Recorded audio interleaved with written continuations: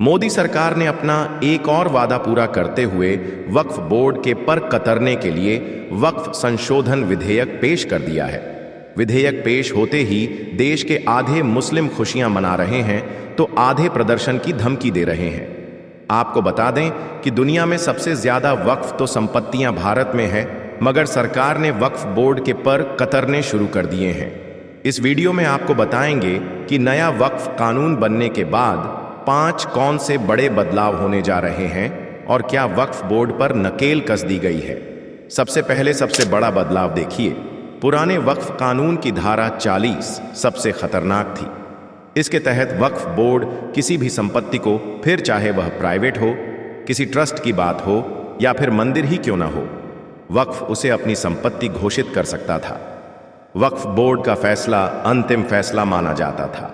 वक्फ board के फैसले के खिलाफ किसी कोर्ट में अपील नहीं की जा सकती थी, मगर अब ऐसा नहीं होगा।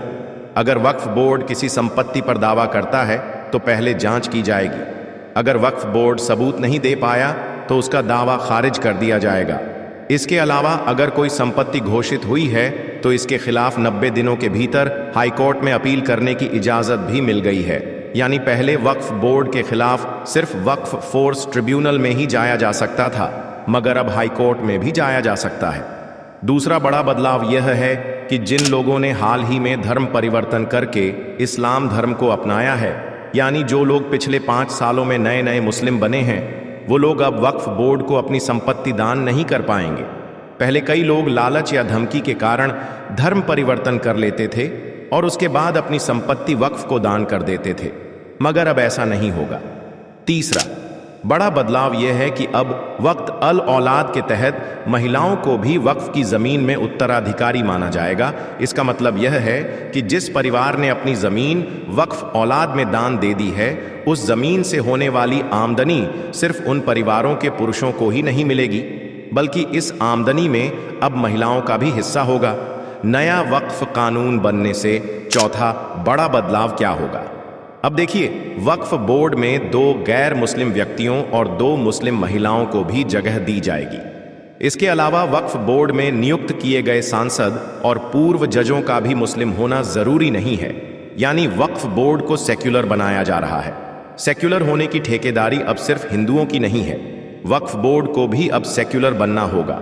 राज्यों के वक्फ बोर्ड में भी अब 2 मुस्लिम महिलाएं और 2 गैर मुस्लिम सदस्य जरूर रखने होंगे।